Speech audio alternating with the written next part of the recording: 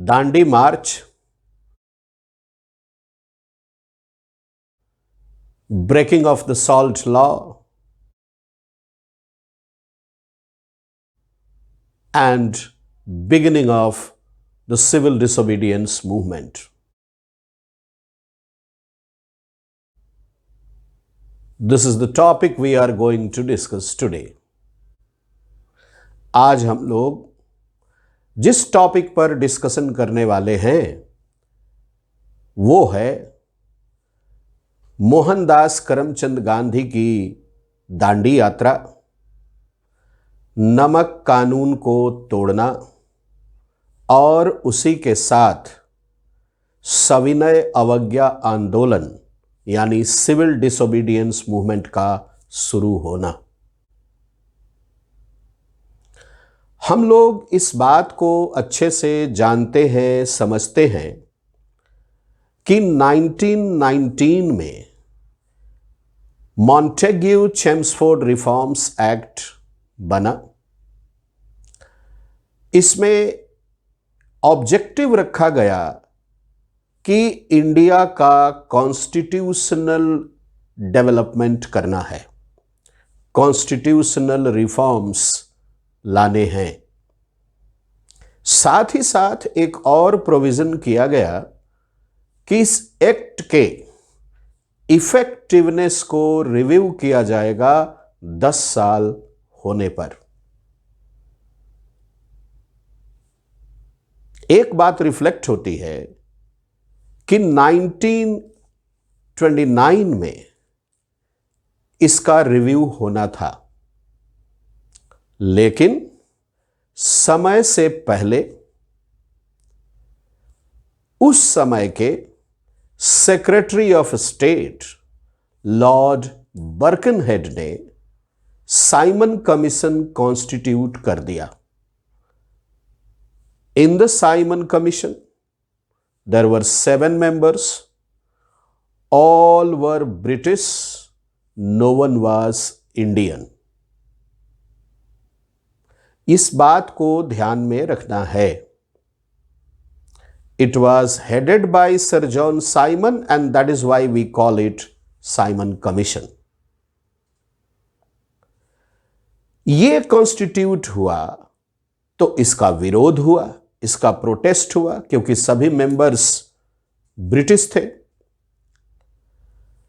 इसको एक चैलेंज के रूप में सामने रखते हुए बर्कनहेड ने एक और काम कर दिया और वो था मोतीलाल नेहरू कमेटी को कॉन्स्टिट्यूट करना।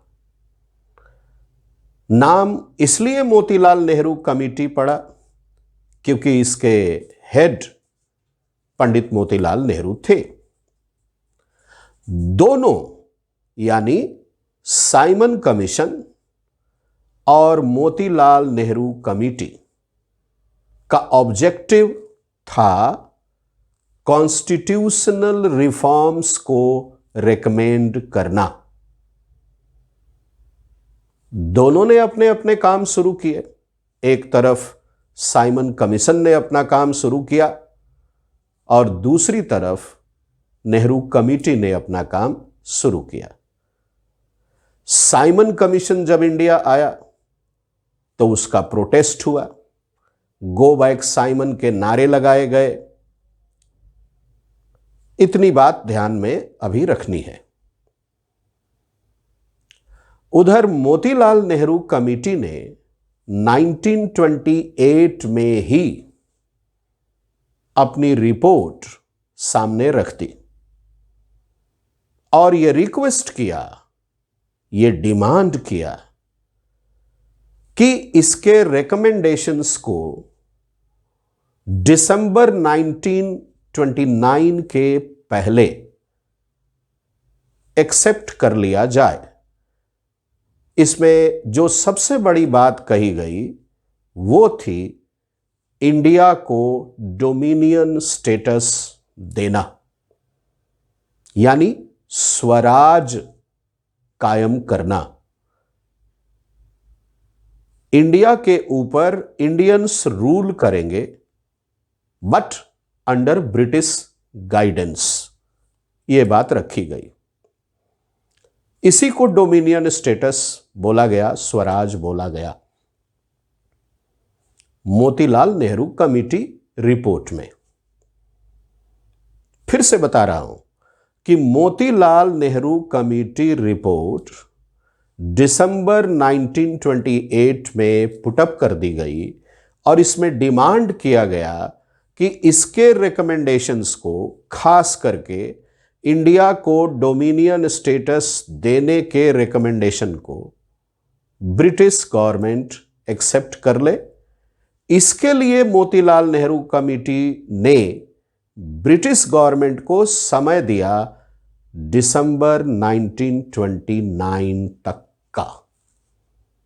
लेकिन ब्रिटिश गवर्नमेंट ने दिसंबर 1929 तक ना तो डोमिनियन स्टेटस को एक्सेप्ट किया और ना ही उस पे कोई अपना रिएक्शन दिया, ना ही उसको लौटाया।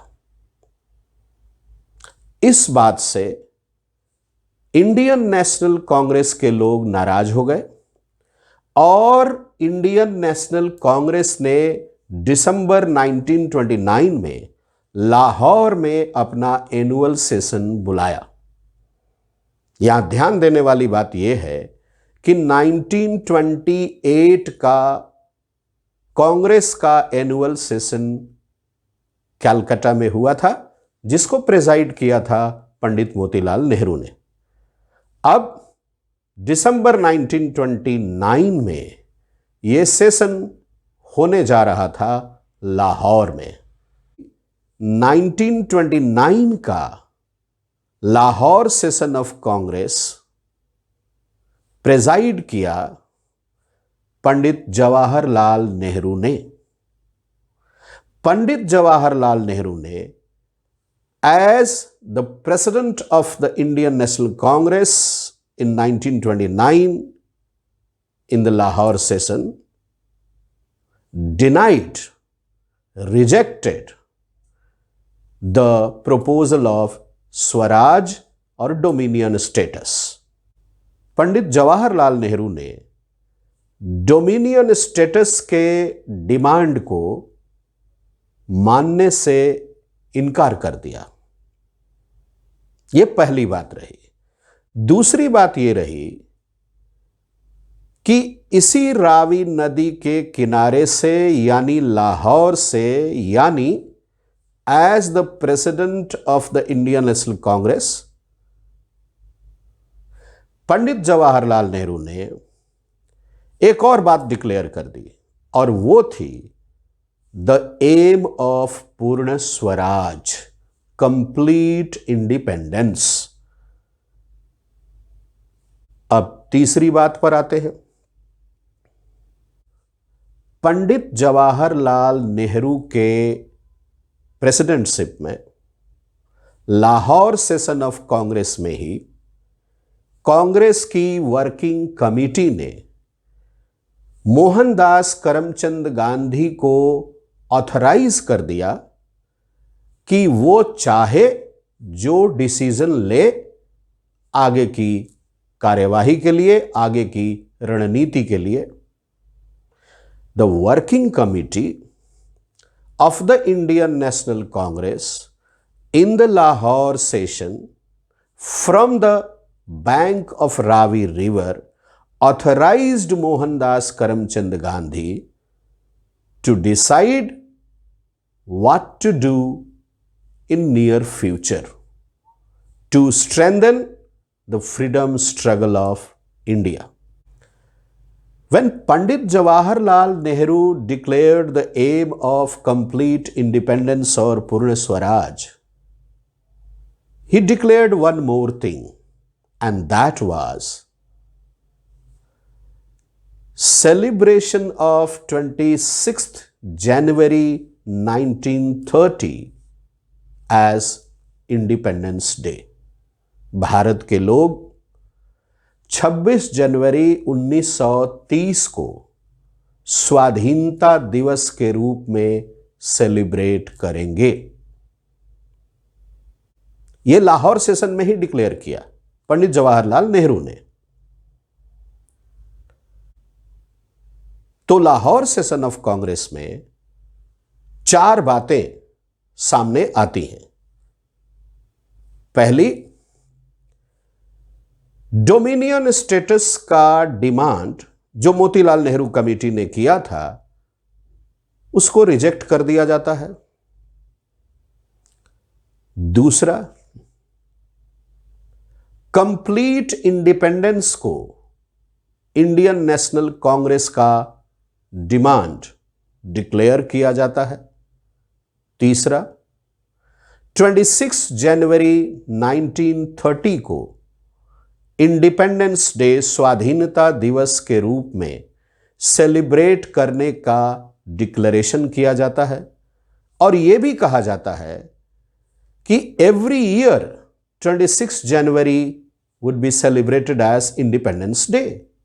कब तक? जब तक हम आजाद नहीं हो जाते तब तक। इसीलिए आप लोग ध्यान देंगे कि 1947 में हम लोगों ने 2 बार स्वाधीनता दिवस मनाया। एक 26 जनवरी 1947 को, 26 जनवरी 1947 को, और दूसरा 15 अगस्त 1947 को। चौथी बात जो डिक्लेयर हुई वो ये थी कि कांग्रेस वर्किंग कमेटी ने मोहनदास करमचंद गांधी को इस बात के लिए ऑथराइज कर दिया कि वो जो भी प्लान ऑफ एक्शन डिसाइड करेंगे उसको एक्सेप्ट किया जाएगा, उसको फॉलो किया जाएगा, उसको सपोर्ट किया जाएगा। मोहनदास करमचंद गांधी ने इस मौके का सही उपयोग किया और काफी सोचने समझने के बाद यह निर्णय लिया कि एक ऐसे मुद्दे को तलाशा जाए जिसके आधार पर भारत के लोगों को एकजुट किया जा सके।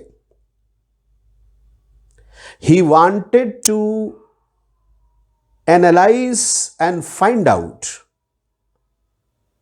a topic, a matter, an issue on which the different sections of society in India could be united as one.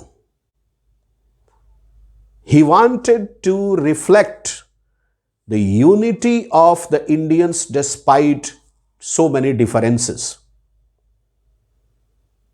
ये उनका ऑब्जेक्टिव बना। गांधी जी ने काफी सोच समझकर एक निष्कर्ष निकाला और वो निष्कर्ष था अंग्रेजों के द्वारा बनाया गया नमक कानून। Around 3 years before the formation of the Indian National Congress, the British government had made salt tax rule या salt tax bill या नमक कानून। सॉल्ट को गांधी जी ने मुद्दा बनाया, इशू बनाया, और इसलिए बनाया कि सॉल्ट सभी को चाहिए, अमीरों को भी चाहिए, गरीबों को भी चाहिए, एजुकेटेड को भी चाहिए, इलिटरेट को भी चाहिए, लिटरेट को भी चाहिए, एम्प्लॉयड को भी चाहिए, अनएम्प्लॉयड को भी चाहिए, महल में रहने वाले को भी चाहिए, झोपड़ी में रहने वाले को भी चाहिए। भारत में रहने वाले हर व्यक्ति के लिए, चाहे वो किसी भी caste, creed, language, region, religion को बिलोंग करता हो, नमक चाहिए था। ना अधिक न कम, जरूरत के अनुसार, स्वाद के अनुसार। गांधी जी ने नमक के ऊपर टैक्स लगाने का जो डिसीजन था ब्रिटिश गवर्नमेंट का, इसको अमानवीय, इनह्यूमन करार दिया और इसका विरोध करने का निर्णय लिया, प्रोटेस्ट करने का डिसीजन लिया। कारण क्या था आपको बता दिया। एक बहुत बड़ा फाइनेंशियल इशू भी इसके साथ था और वो ये था कि नमक के ऊपर जो टैक्स लग रहा था 1929-30 के आसपास में, वो 65% से 70% तक होता था और ये अमाउंट यानी नमक पर लगाए गए टैक्स से जो इनकम होता था ब्रिटिश गवर्नमेंट को, वो ब्रिटिश गवर्नमेंट के इंडिया में टोटल इनकम का लगभग 15% होता था। बहुत बड़ी बात थी। 65 से 75% तक टैक्स लगाना और इस टैक्स का कंट्रीब्यूशन ब्रिटिश के इनकम में कितना है भाई? तो 15%। बहुत बड़ी बात है। गांधी जी ने ऑब्जर्व किया था कि हमारे देश का गरीब आदमी रोटी के ऊपर नमक डालता है, नमक में थोड़ा सा पानी डालता है, फिर उसके ऊपर दूसरी रोटी रखता है और उसको रगड़ देता है, उसको रोल करता है और खा लेता है, उसी को स्वाद मिलता है। यह नमक की अहमियत थी गांधी जी की नजर में गरीब के लिए। अगर भात के साथ खाना हो, चावल के साथ खाना हो, भात लिया, कटोरे में डाला, उसमें पानी डाला, मिल गया तो एक प्याज काट लिया, नहीं तो मिर्ची डाल दी, हो गया स्वाद। यह भोजन था। भारत के गरीबों के लिए, भारत की गरीब जनता के लिए यह जीवन मरण का प्रश्न था, लेकिन अंग्रेजों के लिए यह उनके टोटल इनकम का 15% था और यह चाहिए था सभी को, न ज्यादा न कम, स्वाद के अनुसार। इसलिए गांधी जी ने नमक कानून को चुना कि इसी का विरोध करते हुए सिविल डिसोबीडियंस मूवमेंट लॉन्च किया जाए और यह निर्णय उन्होंने ले लिया। 31 जनवरी 1930 को मोहनदास करमचंद गांधी ने उस समय के वायसराय लॉर्ड इरविन को एक चिट्ठी लिखी। उस चिट्ठी में उन्होंने टोटल 11 डिमांड्स के बारे में चर्चा किया और लॉर्ड इरविन को एक तरह से इन्फॉर्म किया, आगाह किया कि 11 मार्च तक इन डिमांड्स के ऊपर पॉजिटिव रेस्पॉन्स एक्सपेक्टेड है। अगर वायसराय इरविन ने पॉजिटिव रेस्पॉन्स नहीं दिया तो सिविल डिसोबीडियंस मूवमेंट की शुरुआत होगी breaking of the salt law के साथ। यह गांधी जी की चेतावनी थी। 11 मार्च तक गांधी जी ने इंतजार किया and Lord Irwin did not respond at all. He neglected the ultimatum of Mohandas Karamchand Gandhi. On 12th March 1930, Mohandas Karamchand Gandhi, along with his 78 followers, started Dandi March. He started his march from Sabarmati Ashram in Ahmedabad on the bank of Sabarmati River. All the volunteers who followed Mohandas Karamchand Gandhi were wearing white khadi cloth. Thousands of supporters, thousands of followers of Mohandas Karamchand Gandhi supported him on the way. The total distance from Sabarmati Ashram, Ahmedabad to Dandi port was 240 miles. Gandhiji and his followers covered this distance in 24 days. They covered 10 miles per day. If you want to make it into kilometers, it was around 390 kilometers. 24 days, 78 followers since beginning to the end. The march started, as I told you, on 12th March. It was a Wednesday, Budhwar. Sri Ganesaya Namah, Shubh Din. After covering 240 miles or 390 kilometers in 24 days, along with 78 followers, Mohandas Karamchand Gandhi broke the salt law on 6th April 1930. He prepared salt by boiling seawater.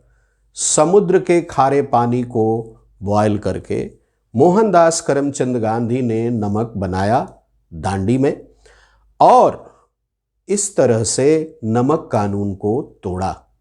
एक important बात यहां पर यह भी है कि साबरमती आश्रम से लेकर दांडी पोर्ट तक जो सफेद खादी धारी लोगों की यात्रा थी, इसको कई लोगों ने सफेद नदी का भी नाम दिया है, व्हाइट रिवर भी कहा है। जब ये भीड़ चलती थी गांधी जी के फॉलोअर्स की सफेद खादी वस्त्र में, तो ऐसा लगता था जैसे कोई सफेद नदी बह रही हो। बहुत ही अद्भुत दृश्य रहा होगा। नमक कानून तोड़ने के साथ सिविल डिसोबीडियंस मूवमेंट की शुरुआत हो गई। चक्रवर्ती राजगोपालाचारी ने, जिनको राजा जी भी कहते हैं, मद्रास प्रेसिडेंसी में तिरुचिरापल्ली से लेकर वेदारण्यम तक 155 किलोमीटर की यात्रा तय करके नमक कानून को तोड़ा और गांधी जी को फॉलो किया। ऐसे ही एक और फॉलोअर हुए मोहनदास करमचंद गांधी के कलप्पन। इन्होंने मालाबार में कालीकट से लेकर के पयनौर तक 128 किलोमीटर के आसपास की यात्रा की, मार्च किया और नमक कानून तोड़ा। इस तरह हम लोग देखते हैं कि 1929 में कांग्रेस वर्किंग कमेटी ने लाहौर में गांधी जी को जिस मास मूवमेंट के लिए ऑथराइज किया था वो शुरू हुआ। Mohandas Karamchand Gandhi started the civil disobedience movement, Savinay Avagya Andolan, with breaking of the salt law on 6th April 1930. ये सविनय अवज्ञा आंदोलन या सिविल डिसोबीडियंस मूवमेंट की शुरुआत थी। कई तरह के प्रश्न किए जा सकते हैं इसमें। How did civil disobedience movement start? Explain the Dandi March by Mohandas Karamchand Gandhi. How did Mohandas Karamchand Gandhi break the salt law? What marked the beginning of the civil disobedience movement? Explain. कई तरह के सवाल आ सकते हैं। जवाब मुझे उम्मीद है आप लोगों को समझ में आ गया होगा। Thank you very much. God bless you all. Please do take care of your health and studies.